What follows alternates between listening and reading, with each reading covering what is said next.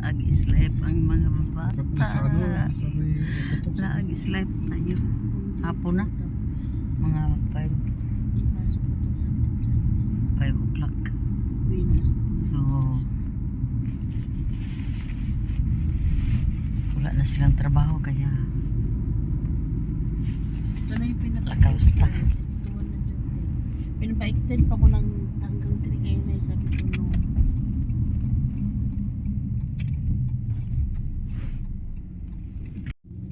Redstone.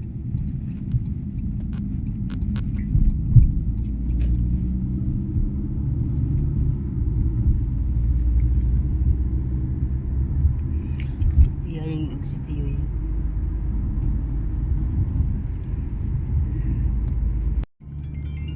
nilinis na nila oh. Sila pala yung tagalinis dito, parang mga traktor lang. Okay. So, mga tiyaying, yan ang aking baby boy. Andito kami sa Chopsticks, ngunit yung kanyang mga pagkain ay McDo. Kasi yun ang request niya sa tita. So, yun. Yan, ang timing na naman yung kamay. Ganyan yan ang ating baby boy. Diba? Pero mild lang naman yan mga tiyaw. Uy!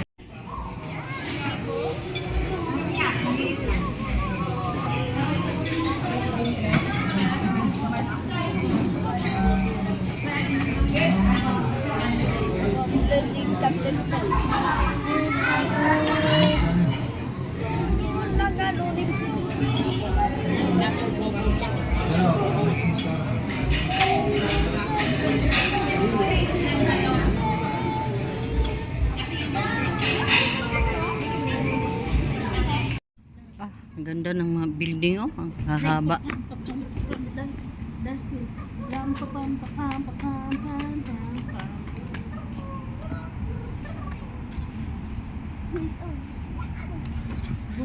Tapos na tayo sa dinner. Ang lamig pala ng kwan. Hangin.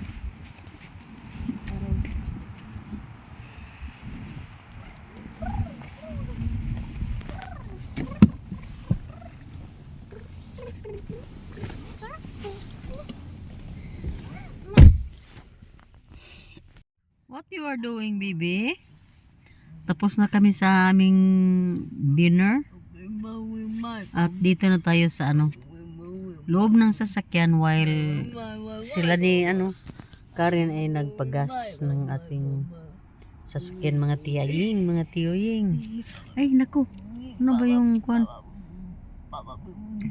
Grabe si Inton oh.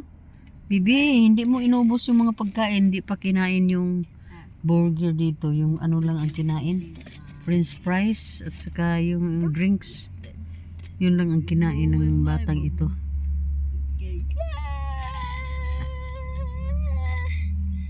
So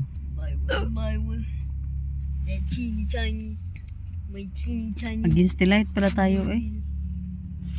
Mayroon tayong nabili doon, mayroon tayong binilhan ako ni Karen, pero ako ang namili nito mga tiyaying. Ayan oh. Pang long sleeve lang to. Pero maganda siya mga tiyay sa personal.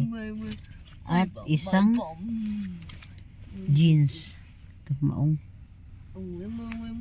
mga tiyaying. Kasi hindi tayo dito magka-short. Mahirap na mag-short tayo dito sa Canada. Kahit na sabihin nating summer, pero ang pa rin, ang lamig pa rin. Kaya nga may tayong ganito dahil every now and then bigla na lang bumuhos si ulan, so mahirap na mga tiyay. Mahirap na magkalisod-lisod. So yan. Maganda ang araw natin ngayon. Kasi busog tayo sa isang Filipino restaurant, yung Sticks. So Filipino food, ang sarap. Ang pala, ang original price ng tops natin ito ay 29.99. Oh no! Pero dahil naka-clearance siya mga tiyaying 18 dollars na lang ang binayad natin dahil naka-sale. At saka ito ding pants, naka-clearance din ito eh. Curve. Original price is the same din, 29.99. Oh no, from 68 dollars down to 29.99, and then nabili natin ng 24 dollars. So nakamura tayo ngayon. So ganyan ang mga Pilipino. Hindi tayo namimili ng sobrang mahal. Lalong-lalo na ako. Dami namang mga tiyaying yung mga ayaw ng mga barat. Pero ako gusto ko yung mura. Hindi ang brand ay hindi nagmamatter sa akin masyado. Quality at price. Yun. Hiyak na hiyak. Ayan oh. First time akong nakasakay na naman dito sa puti na van na si Mabil ang nag-drive. Bibi! So, ibang driver na naman to sa ibang sasakyan.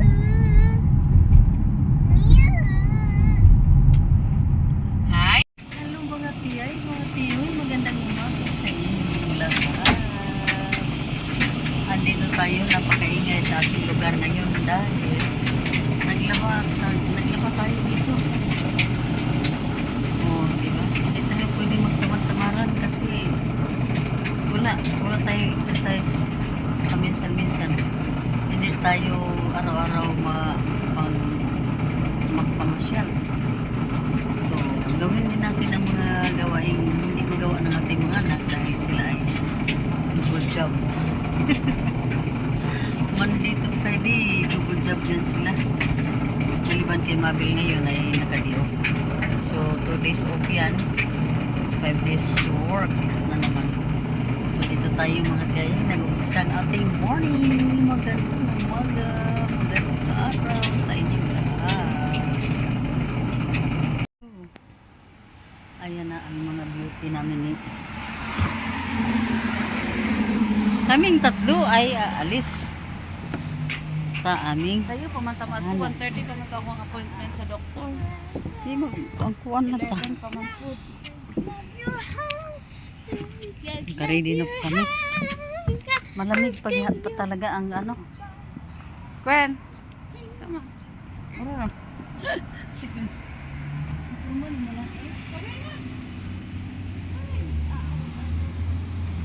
So, nag-antay kami sa sa Grab.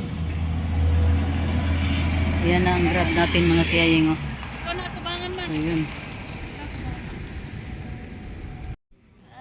Ay, andito na kami sa Nissan. Kunin na namin ang Carney. Queenstown car. Diba? Queenstown car. We are going to get the Queenstown car.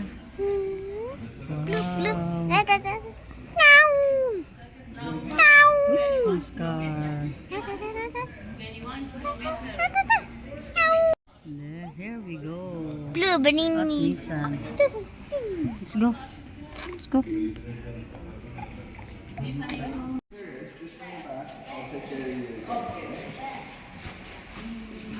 But yeah, I went out there this morning. I tested it there.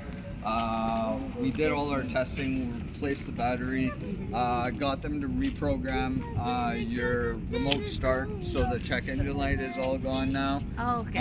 So you should be good to go. Oh, okay. And like I said, if you have any issues, get a hold of me right away. Okay. I'll get you in as soon as possible. Okay, thank you. Okay. I have a question. So everything we are going to park, we need the set? Yeah, or if you had a manual vehicle. Oh, okay. Okay. Dito na si Rog. Lagi daw kailangan. Sige, magudog kang mga. Sana wala nang problema itong sasakyan natin. car seat ano ni Baton ma. Ay, 7 years old naman na. Oh, sige, sige. Oh, Ato ka tagbalay, napaka. Go over there. ikaw. Kayo pa man. Hindi raman po. Ta. Yan ano mo. Do kang mic ang iyahang ano.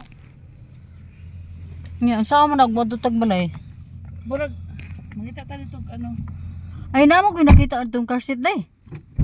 Sapa, aman ni butang. Hello. Nandito na tayo sa loob. Kinuha na natin tong si Rog. Ayan. Nasa ano ko lang si Inton kasi wala dito ang kanyang ano car seat. Kailangan natin ng car seat.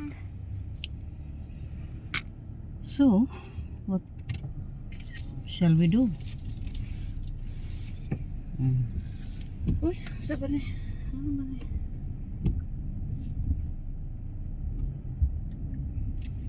Grabe na ko na ano na Trauma. Parang na ano si Mabil. nanibago yarn. Your aircon please. Diyan kami galing sa Nissan. Wala gigagibayran? Wala zero. Up to 1 year. Oh. Pabayron ta ko nila 160 daw ang diagnosis whatever ko. Why should I atao nakipag-away jud ko kulugan? This is so unfair. This car is just only 2 months. Nga naman ko nga magbayad man kog mga repair. Ano ko nga?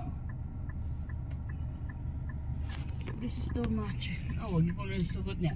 Siya will see ano daw, chuchucho daw hindi siya ano. Anton gitawagan ko da lagi zero lagi. Gilisan nila battery. Ko, it should be responsible to ano to replace everything because I bought it. Pamahaw. Kaano mo pamahaw? Katuragong isda ni Joseph. Init mo na ko tong kuan may gata. Ayan ang baby boy, naglaro na Ang naman. dili naman ko kayo nga ano, yung gutom. Na ano na yun siguro na overcome na nako tong ano sa depot. Expired naman gutom. Oh, andito na tayo sa ating destination. Dito sa High River.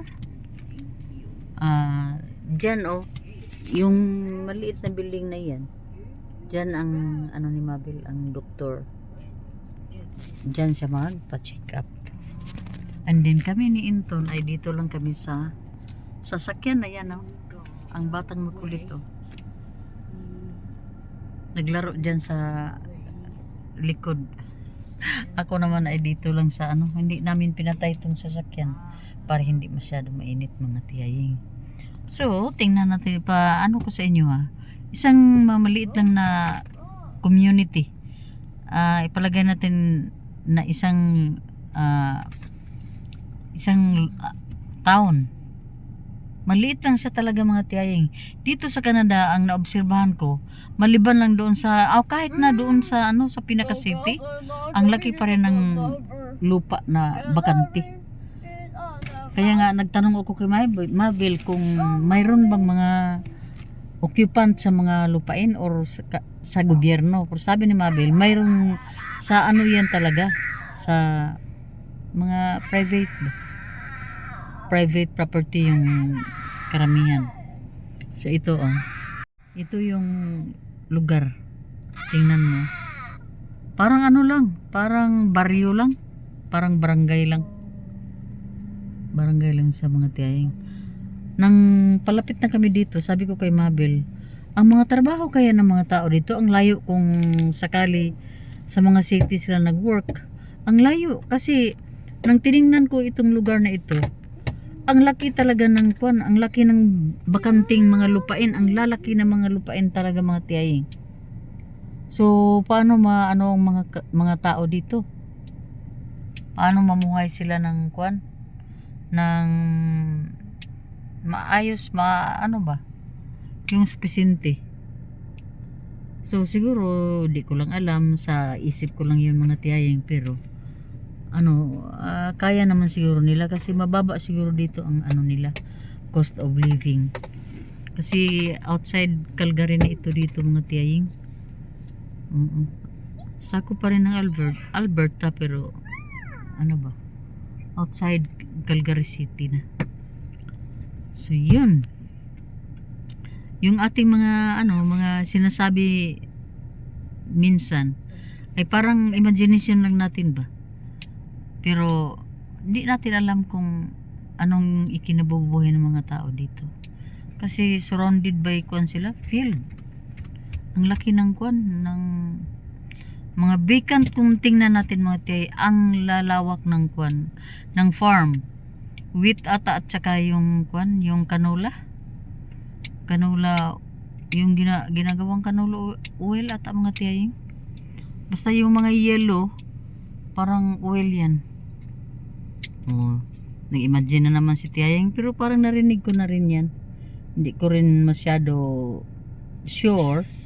Hindi ako masyado sure sa mga ko mga Tiyayang. Basta yun lang ang na-share ko mga Tiyay ha. Dito lang tayo sa sa sasakyan kasi 30 minutes lang yung appointment ni Mabel doon. So far ang sasakyan natin ay hindi na siya wala na siyang issue, wala nang narinig namin wala nang naobserbahan namin na problema pa. Kasi kahapon ata to dinala doon sa or the other day. Basta dinala doon sa Nissan at sila ang nag-ayos kasi napakahirap naman 2 buwan pa itong sasakyan mga tiyaying at nagka-problema na. 4 na bisis na itong na jump start. Kaya medyo talaga mahirap para sa kalagayan nila ni Mavil na gamit talaga yung sasakyan. Kasi dalawa silang nagtatrabaho. Ito ay service ni Mabel, ang van naman ay service ni Joseph. So mahirap mga tiyaying kung makisakay lang. So nakita ng company ng Nissan yan na ang problema talaga sa sasakyan kaya medyo kung sa tao pa makomplikit sa ibang part ng katawan ng tao ay dahil sa battery. Pero kung inaano na to ni Mike, ini-scan na to ni Mike, and then malaki pa naman daw kung ang ng battery, ang life niya, tawag niyan. Basta yung medyo okay pa naman yung battery. Pero nang tiningnan doon sa company, talagang battery talaga ang problema. So, ang ginawa ng company kasi 1 year warranty lahat ang itong sasakyan. Pag may issue, kailangan lang dalhin doon sa kanila. Ang diagnosis ng dito ng mga ng Nissan, battery lang talaga. Sa ang niya mga tiyaying, ang yung tinatawag niya na yung remote start niya, wala namang problema. Sensor ay lahat naman okay na. Isa lang talaga ang nakita nila, ang battery. So bagong battery na ito. Pero sabi ng tao kanina doon, pag mayroon pang problema or issue na ma-discover, kailangan talagang itawag agad sa kanila at dalhin doon para maiayos ng maaga. Kasi kumuha naman ng sasakyan para magamit sa trabaho dahil mga tao dito sa Canada hindi talaga pwedeng makatambay lang kayo sa bahay waiting for nothing. Kailangan talaga kailangan talaga kayo rin mo yung pira para makabayad kayo sa sa bahay, makabayad sa sasakyan, makabili ng pagkain, makabayad sa tax at makapamayad sa mga utang kung mayroon ng mga utang mga tiyayin. So ganyan ka-important. Hoy! Don't do that. You are very stubborn na. Gwen, you're stubborn na. Careful. Yan talaga ang bata mga tiyayin kasi alam mo naman na autistic yan. Mild autism lang yung diagnose din ni Inton. Pero makulitan talaga tayo mga tiyay. maubusan tayo minsan ng pasensya ba. Pero kahit na galit ka na sa kaloob-looban mo, mag-extend ka pa rin ng pag-unawa, understanding, dahil di ka-label natin yung ano niya, pag-iisip niya, mga tiyaying. So yun na naman ang ating mga ganap ngayon. Mamaya hindi ko pa alam kung ano pa ang susunod natin na kuhan. Basta wala akong outdoor talaga na mga videos na ma-share sa inyo, mga tiyaying. Ano lang talaga tayo. Wow. Yellow. Muna ginahimo siguro nga oil day. Mo ni kanula ata. Canola oil. Kahang barley kay katuman ang murag ka ng Umay, murag Umay. paan. Oh. Canola dako kayo nga farm eh. mao gid siya kanula kay mao man siya inani man ang color sa kanula nga bottle nga Oh, naay bulak ba? Kita naging ko sa canola farm.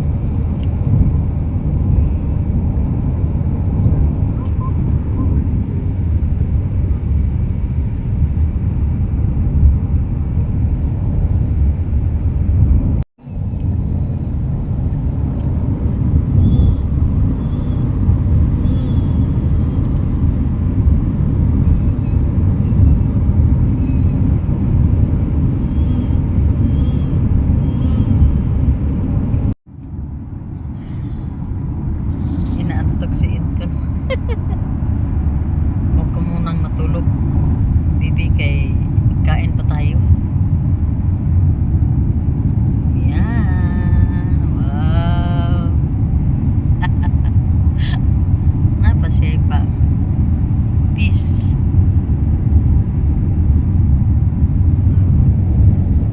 amoy bugnaw di ama. Dili na.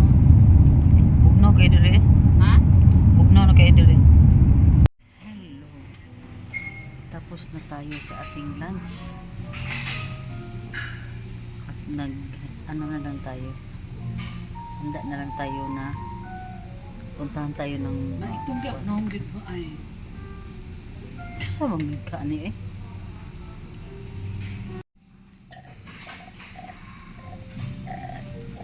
Hi. No more. No more, ah.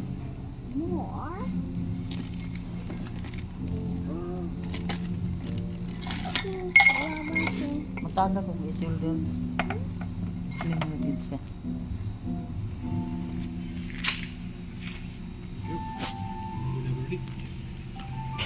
Take a sweet.